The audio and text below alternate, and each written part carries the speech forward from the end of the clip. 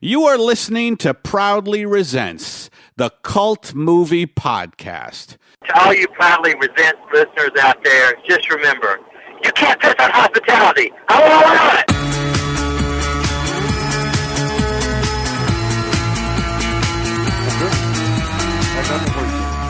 You guys good? All right, cool. We're here with Sandy Schklair, here on Proudly Resents. I'm Adam Spiegelman. Sandy is professional script supervisor for many years and worked on many shows and movies. And the strangest one is, I guess, The Room, which turned into a phenomenon. And also somehow you became the director. We'll find out how you're doing. It is probably the funniest and most bizarre experience of my life, quite easily. It all began 8 years ago when I got a telephone call from a cameraman, a shooter of many, many, many years named Raphael Smadja. Raphael and I had done a few commercials together, a few things. He knows I have also directed a lot of second unit stuff and a few shorts, and I've been doing this for 25 odd years now. So I get a call from Raphael that he knew I had wrapped a project and you've got to get your butt down to Burns & Sawyer, a camera prep house, immediately. And I'm like, dude, I'm relaxed. I'm home. I'm done. Nope, get down to Burns & Sawyer immediately. So I trot on down to Burns & Sawyer in Hollywood. And I walk in, and there's Raphael. I need you here, bad. You got to hang on. You're going to meet a man named Tommy Wiseau. Now, have you ever been in the prep room at Burns & Sawyer? Where is that, in Los Angeles? Well, at the time it was on La Brea. It's not anymore. When you go into the equipment room, there's the front store, but the equipment room has these bays where various crews that are gearing up for features and whatnot will start stockpiling lenses, equipment. There are 4 groups in there gearing up for shooting features, and I pretty much know everybody there from other projects. When you get older, you kind of know everybody. So they're all, hey, I'm greeting everybody. Hey, Sandy. Hey, Ron, Paul, John. How you guys doing? And in walks Tommy Wiseau. His skin white as that piece of paper. His hat pulled down so low I can't even see his eyes, with the craziest accent that you have ever heard. And as I was speaking to him, we were lined up in such a way that I'm talking to Tommy, and right behind Tommy and out of Tommy's eye line is Raphael. And Raphael is in the background with hands clasped together, just going, please, please, please, please. Now, every guy in there is now watching this because nobody does this in the prep room at Burns & Sawyer. So everybody's watching. Everybody's just watching me interview this strange-looking man who talked funny. And it's just like that article they did on me in Entertainment Weekly. Tommy is, what do you do? Well, I'm a script supervisor. I do this, I do that, I do this, I do that. Oh, we need you to do that. Everybody starts laughing. The entire room breaks up laughing. Tommy, oblivious to all of it. He's the only one not getting the joke. And I'm like, well, yeah, I think you do. Anybody that shoots does. And then he adds, could you also please tell the actors what to do? Design the shots and say action and cut and, basically everything that a director does. And the room, you could have heard a pin drop in there at this point. I'm like, you want me to direct this for you? And his first response is, oh, no, I am director. Sounds like Tommy, yes? Right. And then I'm looking at him, and everybody's waiting, and I said, you want me to direct this for you? Yes, please. So, okay, fine. When do you start shooting? Half hour.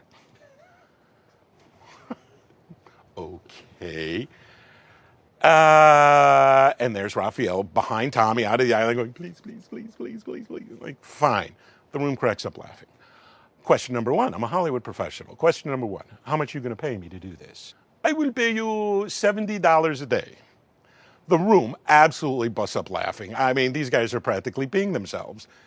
It's so odd. And I said, well, bye. See you later. I'm out the door. No, wait. You must come back. How much do you want? I'll tell you what. Why don't you put a 0 behind that, and we'll begin discussing the situation. So much money. Yes. And it's actually not very much money at all for me to direct this. And especially in a half hour. So we get ready to go, and I said, do you have a script? No script. I have these 3 pages. So the bottom line here is I never had a script. There was never a script. What I would get is a few pages at a time. 3 or 4 pages at a time with no page numbers, no slug lines, which are what the scenes are, no action descriptions, nothing. Just a series of character names with dialogue that made, I'm sorry, Tommy, but it made no sense whatsoever. So the first thing I did whenever I got pages was not rewrite at all, but to at least put it in some sort of structure that could be understood. They may be saying very bizarre things, but at least now the bizarre things will have a noun, a verb, a predicate, a beginning, a middle, an end, and a period at the end of the sentence. Otherwise, it made as much sense as a water bottle, walkie-talkie, television stand. It made no sense at all. Sorry, Tommy, but that is the truth. So, okay, 3 pages and a half hour. Where are we going to shoot this? Raphael opens up the back door. Lo and behold, behind Burns and Sawyer is a tiny little soundstage, the size of a room. Get it? Get it? The room. Okay. So I get the room, and where are my actors? Is this the apartment? It's all the same thing. There was just this one little space. Yeah, the apartment. Yeah, break in with a question anytime. So, and scattered around in front of it is an entire low-budget film crew. I would also like to add, they were the nicest, most wonderful film crew you could have. Very few were experienced, but their hearts were pure, their intent is there, and whatever quirk of the gods in the universe plop them down. They're, here in LA, everybody's trying to start a career. They were wonderful, they were hardworking, their motives were fabulous. They were terrific people who were trying, for the most part, to start a career. Basically, really only Raphael and I had any experience whatsoever. I had a sound mixer that for the first couple of weeks, we couldn't really roll sound right away because he's reading the manual. I got a boom operator who keeps slamming the boom into the walls. I never enjoyed myself more, and I laughed my behind off every single day. So where are my actors? 6 wonderful youngsters, most who knew and who had never really acted before. But their intent was pure. Okay, fine, I'll direct this. As long as these checks keep clearing. I had no idea. Apparently, checks will always clear. So, all right, so we walk in, I got the first 3 pages, and we start shooting the room. The first thing I had to do was fire the first AD. Not fire, his assistant Greg, who is a wonderful human being, Greg Sestero. Greg was working as a first AD, but had never been a first AD. So on a project that small, the easiest thing you can do, I will direct it and first AD it at the same time because it's small enough that I can control that. Because a first AD is really relaying the instructions of the director to prep the next scene, to get the next people ready. I only have one set. So all I have to do is lean out of the set door and yell across the parking lot, get them ready for such and such, and then move back on set. Mm-hmm. That's all there was to it. And then we started the shoot. I got a million stories. What's your... what was the first scene that you shot? I can't remember. But amongst the earliest scenes, I'll clear up a few issues. Amongst the earliest scenes was a small scene where Lisa and Tommy drop back on the couch. They're a little tipsy. You know the scene? Yeah. Okay. And there's a pizza box on the table. Tommy kept breaking the glasses. And on that scene, all he has to do is turn to her and kiss her on the cheek. What I saw on take 1 on the monitor, and I really don't want to get into those kind of little details, was so horrific to me that I decided at that moment that I would never direct this man in a love scene. Ever. Were you in that? Ever. So I knew Tommy had planned 2 love scenes for himself. I just pushed him to the last day. Now, Tommy said in this article and at other times, well, he quit the project. Yes and no. I directed every single day of that project right up until the last day. And on the very last day, I quit. I am not going to direct him in a love scene. And having seen the 2 love scenes, I am so glad I wasn't there. I have the young man, Denny, I just want to watch. That's perverse. So it's so bizarre. And Tommy had reminded us all frequently how perfect his behind was. And I just knew it would be a day of Tommy walking around naked on set all day, which is exactly what happened. And it's extremely unprofessional, and I didn't want to be there for that. Instead, on that day, and actually I quit the day before, told him I'd get him a director. He said, no, we'll take care of it, and apparently nobody did. What I ended up doing on that day was working with Janusz Kaminski, starting a project. And here's a man with 2 Oscars and shoots for Spielberg. Tommy's naked ass, Spielberg. No contest. So the scene you were talking about where he falls down and he's supposed to kiss her. Yeah. What is he just went way over the top? Is that what you're saying? More than kissing? Way over the Jupiter, Mars. It was beyond over the top. It was Kissing her, he was whatever. I'm trying to get details, but you're... Okay. Suffice to say, I don't think tongues belong on cameras in close-ups. Right, okay. Okay, that's all I got to say about that. And what about, in that scene, why are they drinking vodka and mixing it with scotch, which they call The answer Scotch to many of your questions are going to be, I have no idea. There were so many things, I have no idea. I shot this whole project with a practically a crane dolly. It wasn't, because Tommy required a 35 millimeter Arri BL film camera, fixed in place, next to a Panasonic HD tape camera. I have no idea why. One's HD, one's film. One is a tape camera, one is a film camera. They are mounted in fixed positions side by side. Now, did you tell Tommy this is a terrible idea? I just said, I don't understand. Why are we doing this? Don't ask. It will make sense later. Of course, it never made any sense whatsoever. And I have no idea. And is the framing off? Try and go in for a close-up when you have 2 cameras. You Right. can't. So basically, I just shot it for the 35 millimeter camera and ignored the HD, and eventually the HD went away. But for a long time, this made no sense at all. So how do you light for both cameras? You can and can't. But you can't really. However, the cameras are close enough together that the light will match. However, they have different formats. So I lit for the 35 millimeter camera and ignored the HD. I'm sure that nothing from that ever got used. I mean, I still don't understand why it was there. Did you frame it for 35 and let the other camera just... Yes. Okay, I was wondering how... Okay, and that's another thing. I directed this. Why am I coming forward? Well, Entertainment Weekly found me. I believe the response is, we knew there was a guy like you out there somewhere because Tommy couldn't have done this. I don't want to take anything, well, I want to take something away from Tommy. The only thing being, he did not direct this. What is my motivation? I haven't asked him for 1 extra penny. I haven't gone to him for any money, but I do get very annoyed at liars. He has spent the last 8 years lying that he directed this movie. He did not. What did I not direct? Well, his 2 love scenes on the last day, thank God, and his San Francisco second unit. They sent a unit up there. They ended up grabbing, I think, a yogurt shop and a flower shop, pretty much the same. What is that? Hi Doggy, that scene? Yeah. Yeah, that scene. It's lit bad, frame bad, shot bad, horrible. I have no idea what happened. And then the second unit stuff for the San Francisco exteriors, which we would put on the green screen for the rooftop. Everybody loves to talk about the rooftop. Well, did you shoot the rooftop? Of course. And what? I shot everything in that movie. Now, Tommy had mentioned in the article, well, maybe he was my assistant. This is bullshit.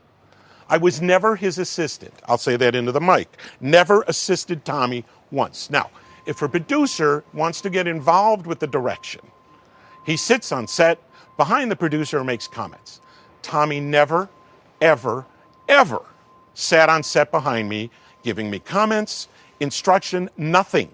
The only time Tommy was ever on set was to act. Never. 1 word about direction, not 1 word about what the scenes, how they would be played, nothing. This was all my creativity and what I did. And I'm not looking to make, well, if the movie's making millions, there should be something, but nothing. Well, the movie's making a lot of money, but there is rumored that it's cost $6 million to make. I have no idea about the money. No. None. Not where it came from? I'm not going to take anything away from Tommy like that. Tommy did produce it. Tommy did force the issue. Tommy also put a billboard up on Highland or La Brea, wherever that was, for 5 years, which probably, just like, you remember Angeline? Right. Right. The billboard sits there for 5 years. Eventually people are going, who the hell's the guy on the billboard? That's how I found the movie. Which will lead to the movie, which will lead... Tommy, I guess, was paying Lemley to play it at midnight screenings. I don't know. It sells out Fridays and Saturday nights, all 5 theaters. Amazing. Midnight. Still? Still. So, okay, so if the movie's making money, I mean... I suppose a director's entitled to something. Right. Right. I directed the whole movie. Have you talked to DGA? Is it? Well, it's a non-DGA movie. It's a non-union. So if I were to go after money, which I haven't even determined this. You know, I did talk to one lawyer because Tommy has not answered an email or a telephone call of mine in 8 years. Apparently, because I left on the last day, he hates me. Well, too bad. The reality is I directed his movie for him. Now, what you see in this movie are takes 5, 6, 10, 15. That's not Tommy. I mean, the first action. Take 1, Lisa, you are tearing me apart. No. Bigger. Take 2. Bigger. Take 3. Bigger. Now, what was I doing? I was making, and the watchword you should always hold in your head, I'm making a movie nobody's ever going to see. This is my mindset. We do this in Hollywood all the time. I got hired and picked up on a project. I'm having the time of my life making the most bizarre thing I have ever been involved with. Tuxedos on football players? Are you kidding me? I don't know. So I am making the most bizarre project of my entire life and having a great time doing it, but don't ask me to find sense in any of it. Life handed me lemons, and this was the biggest lemon of all, and I'm making a movie nobody would ever see. Who knew that this would happen? So my approach then is, okay, fine. I've been hired by the spoiled rich kid, not Tommy. Others in my career, we all have. Every guy in Hollywood has. Where you end up making something some crappy zombie movie or whatever that nobody's ever going to see because some kid's got a couple $1 million of his dad's money. And I thought, this movie will be my homage to those people. I would direct every scene so far over the top, the actors would need oxygen just to get through it. No, why is that? Because the actors... Because it would be funny. Yeah. And I'm having a great time with my DP. The plastic spoons is a perfect example. You know, before I get into that, a friend of mine, I spent a couple years shooting in Eastern Europe. A lot of my career has been international. And I had been gone for a couple years shooting in Bulgaria and Croatia and Turkey. And I step off a plane, and the second night I'm home, I get a phone call from a very good friend who's a director. He says, dude, you have got to get down to Hollywood right now. Why? You remember that stupid movie you made? Yeah. Well, there's a line about a mile long to get into it. What? Jump into my car. It's 1 a.m. Jump into my car, drive down into Hollywood. I tell the person at the booth, you know, you're showing the movie that I directed. Can I just go in the back? They freak out like I'm Scorsese or something.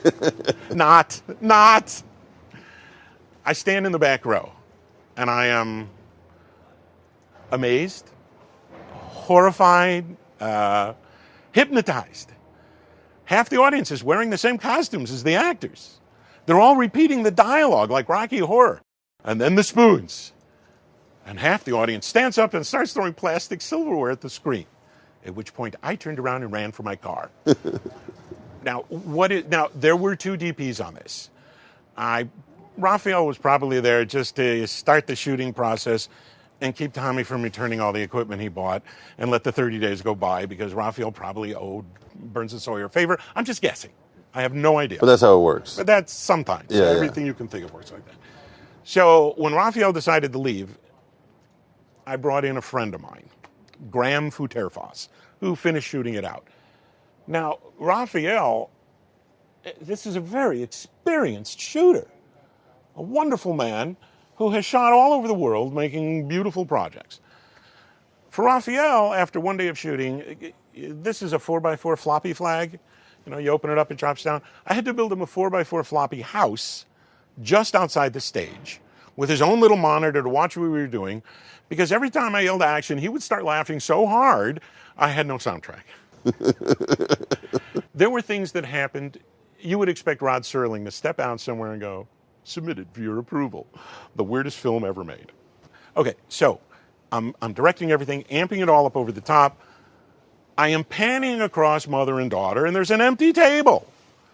Like, empty table. Okay, no.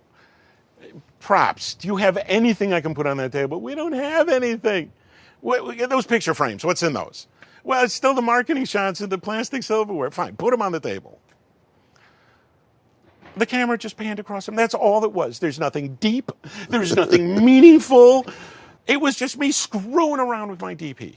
Because the props didn't have anything better to put in Nothing. there. And leave the marketing in because I'm making a movie nobody's ever going to see. Right. Who cares? We left it in. And then for a couple of days, Graham was having fun. We would just keep panning off the silverware because it was funny. Yeah, silverware. Stop doing that. And then we moved on. You made notes. Of course I made notes. Okay. I did this. Yeah, why I directed it.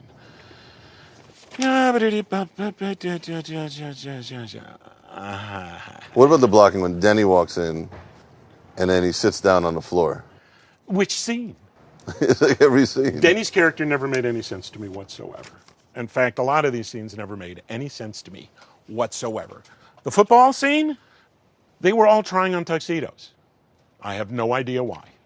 Most of the time, things would happen, I would have absolutely no idea why, and just go with it. Yeah, okay, fine, whatever. So one day they're wearing tuxedos. They're tuxedos, and Tommy says, oh, they should play football. Why would they play football in their tuxedos? Oh, they should play football. And then he walks away. Fine. Have them play football. But the camera angles, the things that are making it interesting, funny, these are mine. I decide where this camera goes, not Tommy. And this is throughout this entire project. I place the cameras. I decide the lenses. I decide the shots. I decide how we're going to view it.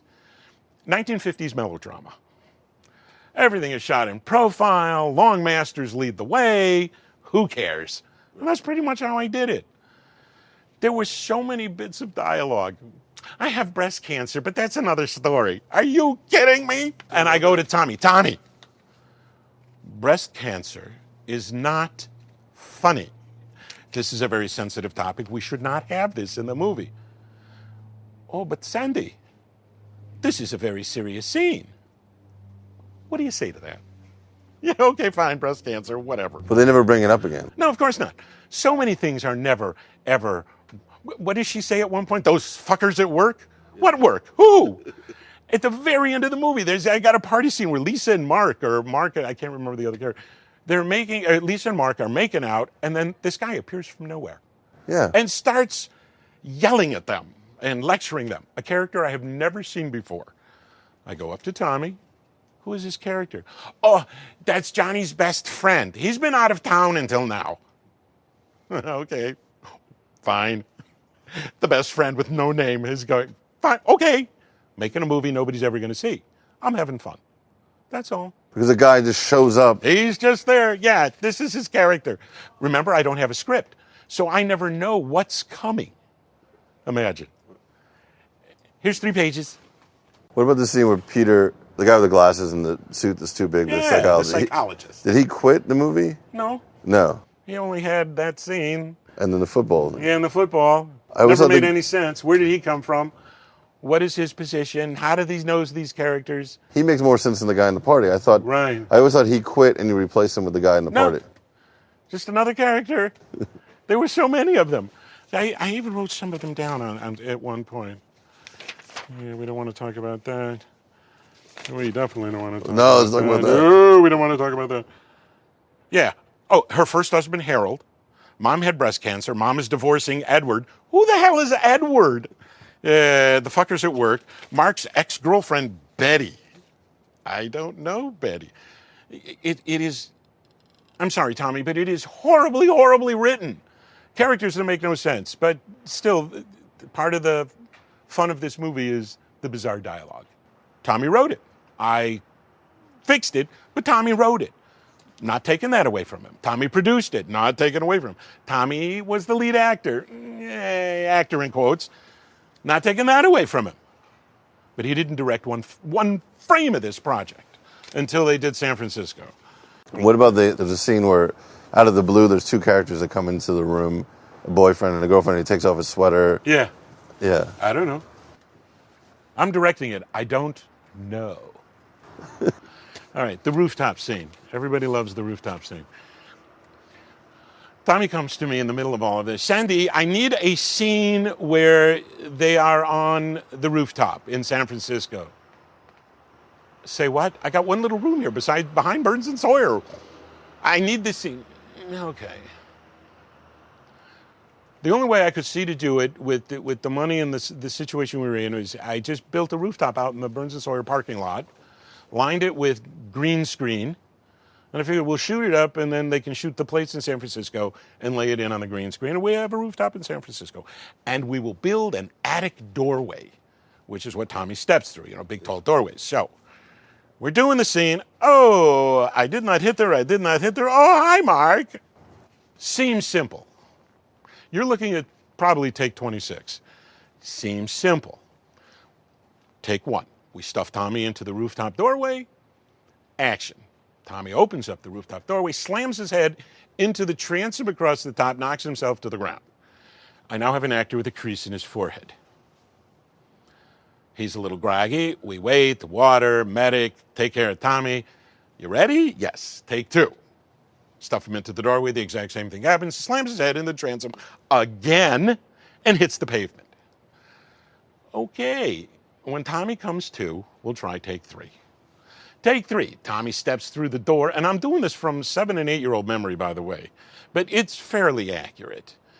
Take 3. Tommy steps through the doorway. I did not hit Sandy. Yeah, Tommy. I am angry. I must throw something. Angry people throw things? Yes. Insight into Tommy. Angry people apparently throw things. Okay. I lean over. I kid you not. I grab a water bottle from a PA, hand it to Tommy. Here, throw this. Take 4. Stuff Tommy into the rooftop doorway.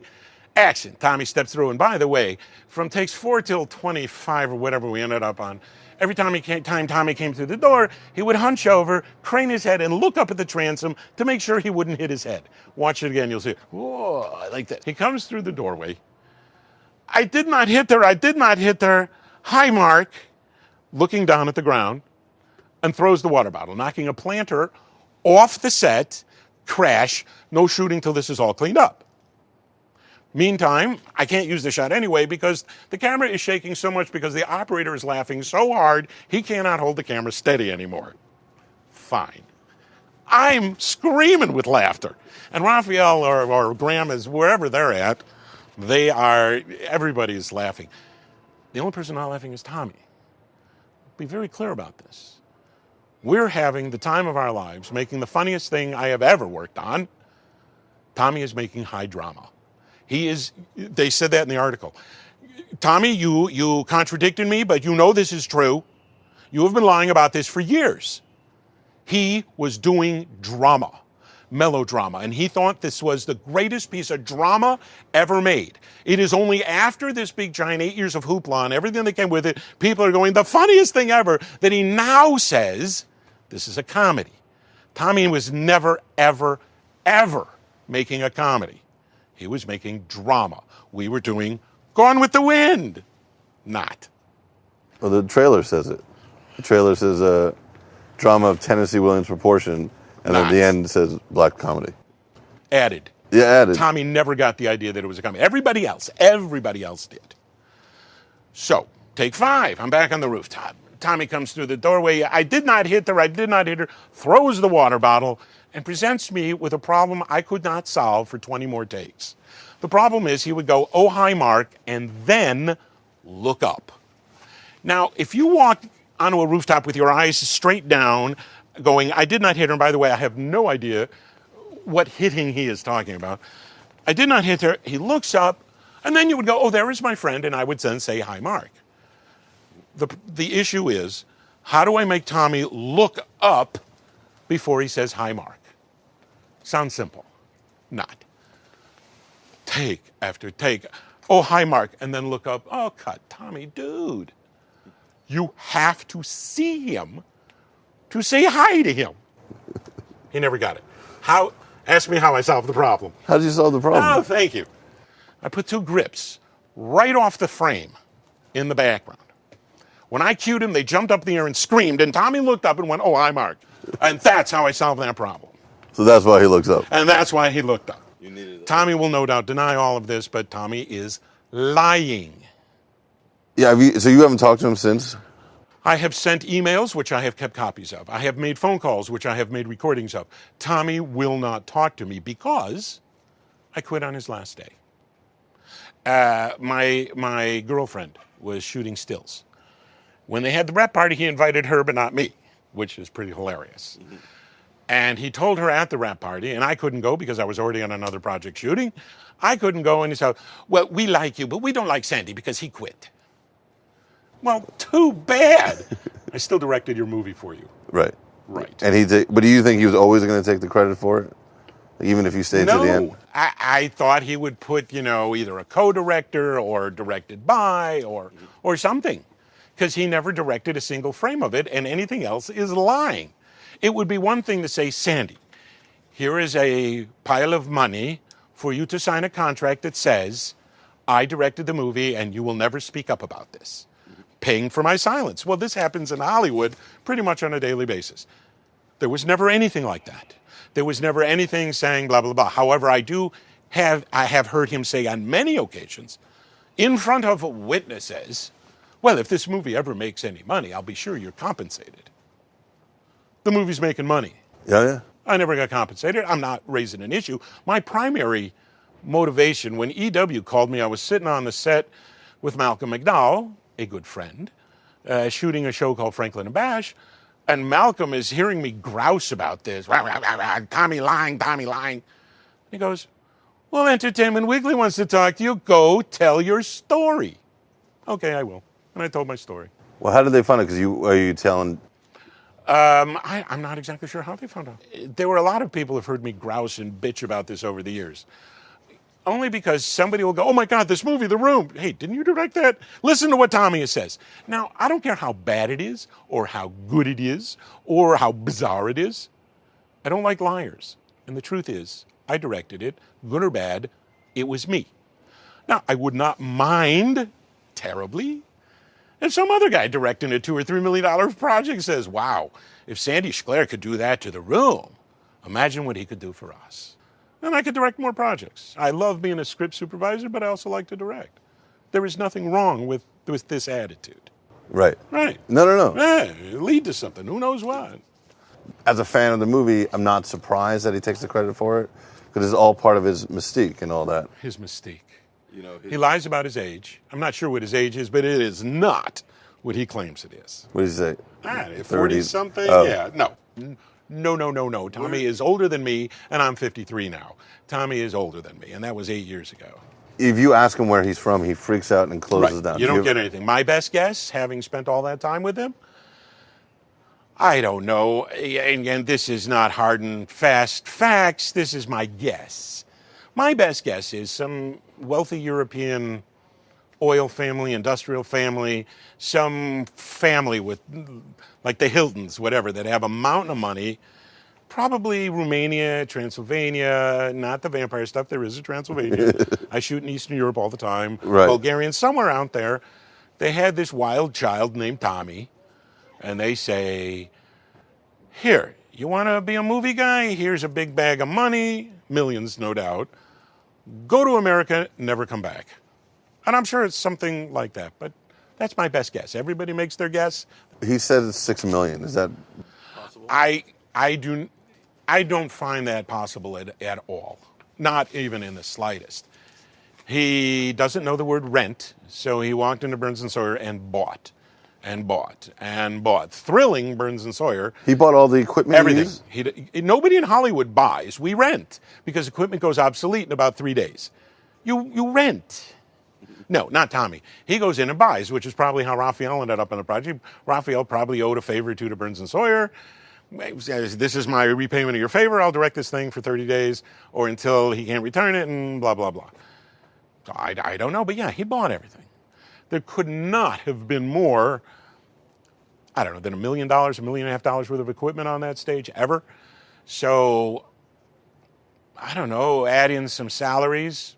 No, I don't see it being $6 million. However, with all the promotional stuff he did, and he does promote the hell out of it. The billboards alone. The billboards, all the rest. Yeah, I have no idea how that money works out. Maybe not. But like I said, I won't take that away from him. Tommy produced it. Tommy promoted it. Tommy shoved this down the throats of America. Good for him. But he didn't direct it. What about the scene with Tommy's girlfriend and his best friend Mark, and they're on the spiral staircase having sex? Okay. This is a love scene without Tommy. I directed this. I thought it was rather tasteful. I thought it was kind of nice. Now, I learned how to direct love scenes from Zalman King. 9.5 Weeks, Wild Orchid, all the Red Shoe Diary stuff, Chromium Blue in Spain, which I did for him for 7 or 8, 9 months in Spain. Zalman King is probably the finest director of love scenes on the planet, I think, in my opinion. Shooting and working for him for many years, I believe I learned how to direct a proper love scene, which I have done several of them, many of them since. And I thought it was kind of tasteful. You know, a script supervisor is thought of as a silent director if your director's on his first or second project, although I'm not so silent all the time. We are shot makers. We're on-set editors. We put this together. So I was the perfect choice. Any guy like me. You know, you could pick any guy in this crew. You could pick any guy in this slot. Shove them into that spot, they would have done the exact same thing I did. Luck of the draw. Because someone needed to do it. But he blatantly asked you to do it. Oh, he blatantly said, you will say action and cut, you will direct the actors, you will tell them what to do, you will do the camera. I directed it. Everything a director does, I did. Tommy, nothing. Not once, not ever. So that's the big lie. And it, after 8 years, it annoys me to no end. It would annoy you too. Yeah, if he took full credit. If somebody keeps lying about something you did, no matter how bad it is or how good it is, eventually you're going to get pissed off. Mm-hmm. Who wouldn't? Where's my money, Denny? Where's my fucking money? Oh, the Chris R. Now that's Dan Janjigian. I've been friends with him for years. Why is there a criminal on the roof of his building with a gun? I don't know. What drug money? I don't know. Stories usually have something leading up to why a scene is in a movie. I have no idea. Was it because it felt like it was an American thing to do? I don't know. I think it was because Tommy wanted to feel the hero. And that's what they did. Oh, yeah. Now, Tommy Wiseau and Johnny, they are one and the same. This is not Tommy playing a character. This is Tommy playing himself and renaming himself Johnny. This is Tommy's alter ego, fantasy, whatever it is. It's all him. So when you direct Tommy Johnny, you have to be very fast on your feet because things are changing constantly, which is a lot of fun. And I had a blast. Bottom line, I had a blast making this movie, but I did make it. And it was fun. It's constant dancing around the angles and what do you need? What do you need? Getting my 3 pages going, what? And if I directed the 3 pages fast enough, his assistant would run in and stuff a 20 in my pocket. I got tips. You got tips as a director? What director in Hollywood ever got tips? I got tips. Can I just say, in a million years, I would never think to ask you that question. Did you get tips? Yeah, who would? So you got tipped because you shot faster. If I shot fast, if I finished a scene in a timely fashion, I got a tip. I still have one of those 20s framed because that's the funniest thing I ever saw. I couldn't wait to get there in the morning. I would laugh my ass off because everything would go wrong all day long. It was fun. There's a scene with Tommy, Denny, and that mysterious guy, the sweater guy, are in a corner playing football 3 feet. Where did you shoot that? Was that also in the studio? On the stage, everything was there. There were moments where I would just remember making a movie nobody's ever going to see, where I would turn to Graham and say, dude, where are you lit? Oh, we're still lit in that corner. Great, the next scene's going to be in this corner. And I would just build it up because it was faster and it's already lit. And who cares? Who cares? And then have fun with the characters and the dialogue. Make it bigger. Do this more. Get this over the top. Breast cancer? Are you kidding me? Was she? Okay, fine. Did the actors ever ask you about what's going on? Only constantly. Sandy, help! Change this. What about the actress who played Lisa? Her weight seems to go up. She's a very nice girl. There's a comment in the movie that people say that her weight goes up and down. Didn't change at all. No. What you have is a wonderful costume designer, but inexperienced. And a very experienced costume designer would dress her in such a way that she would look consistent. She doesn't look consistent because she's not being costumed consistently. Oh. Not the costume designer's fault. Give her another 20 years of experience, and yeah, she'll fix that. But at the time, no. And she was a wonderful, you make sure that that's in there. This was a wonderful crew of wonderful people, all trying their best to survive this project without any significant brain damage. Flat out scene I have to ask you about. Please. Lisa and her best friend are talking about Tommy, and Lisa's leaned back, and every shot of her, when she talks, her neck moves. Her neck bone. Did you notice that? Sure. What would you suggest I do to fix it? I'm out of ideas. I got a cameraman looking at me going, what? Like, let it ride. We're making a movie nobody's ever going to see. Who cares? Just let it ride. There's nothing I can fix there.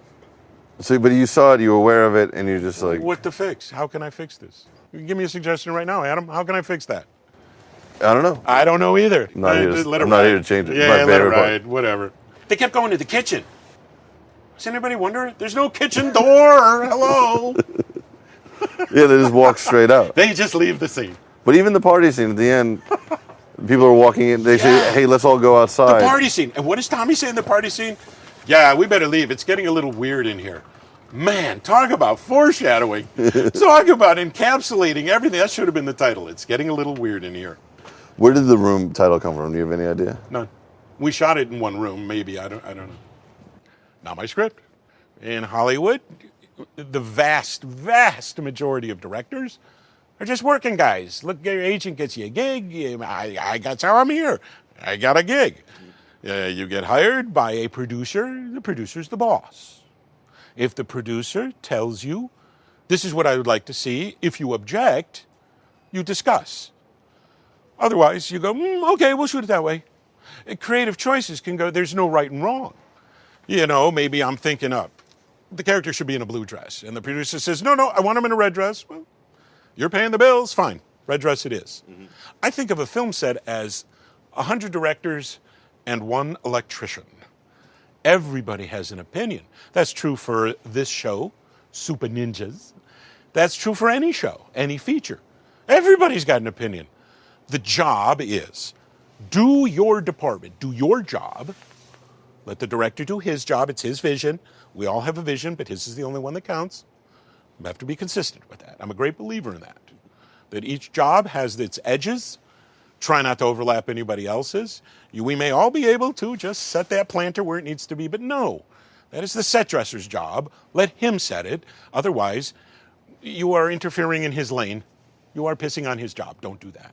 So it's a set dressing. There was a TV that's facing the wall. Why is that? Was that to fill the Bad screen? Reflection. Oh, yeah. I had a bad reflection. Yeah, turn the TV around. Who cares? Turn it around. So there's no justification why it was there. No. There's a lot, but yeah, I'm not the only one doing that. I mean, what do we got in here?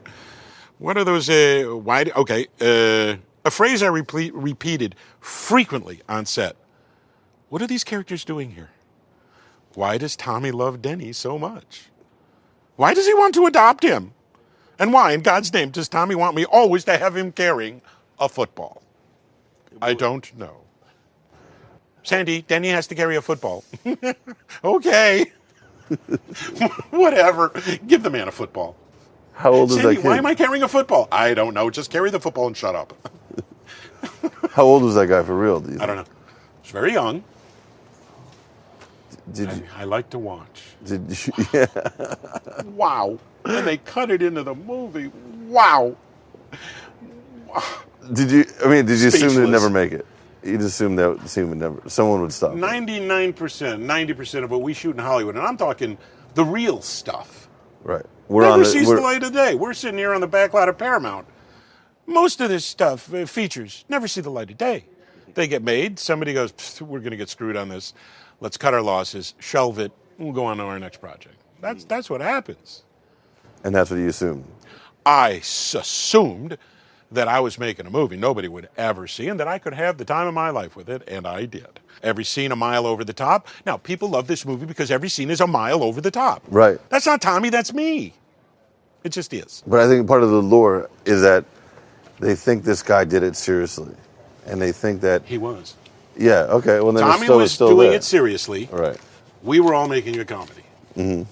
Tommy gave me the very serious, in quotes, serious dialogue that I would do a spit take trying to read because this is so stupid and hilarious.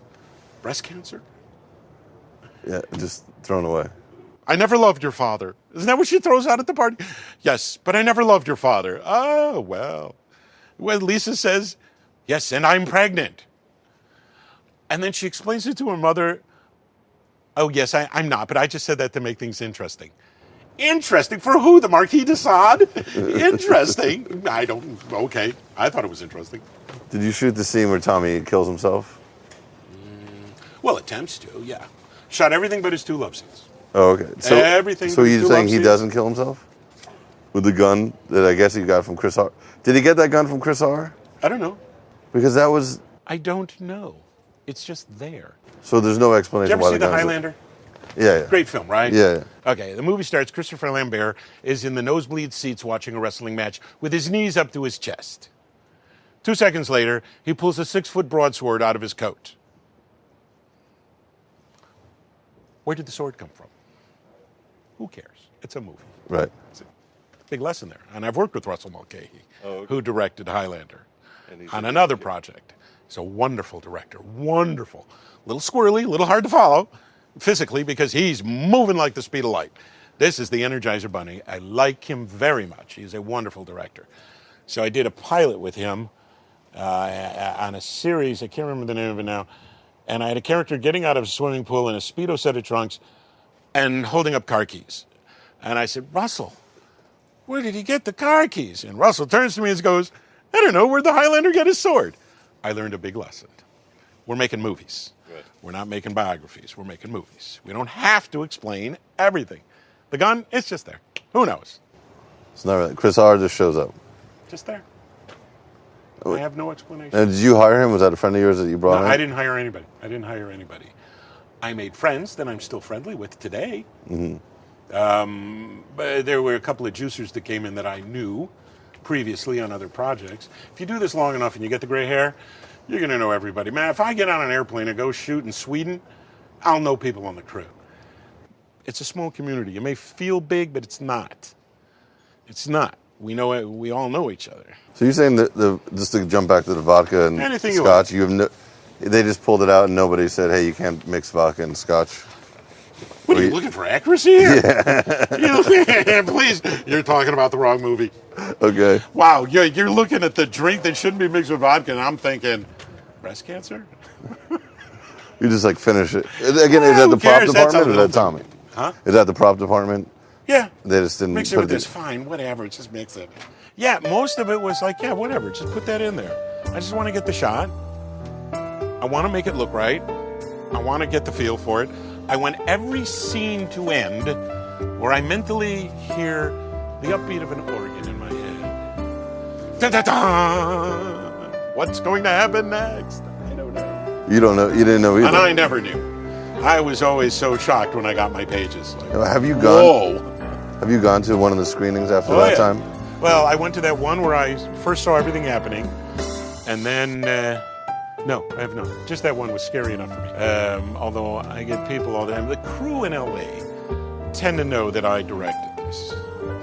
Good. Thank you so much for understanding. Adam, the show is Super Ninjas. Yeah, Super Ninjas, man. We'll talk more later. This is excellent. I really appreciate it. Yeah. You get what you needed? Oh my God. What? This is great. It was a pleasure meeting you. Yeah, you too. All right, good job. Good job. Appreciate it. All right. Yeah, got it.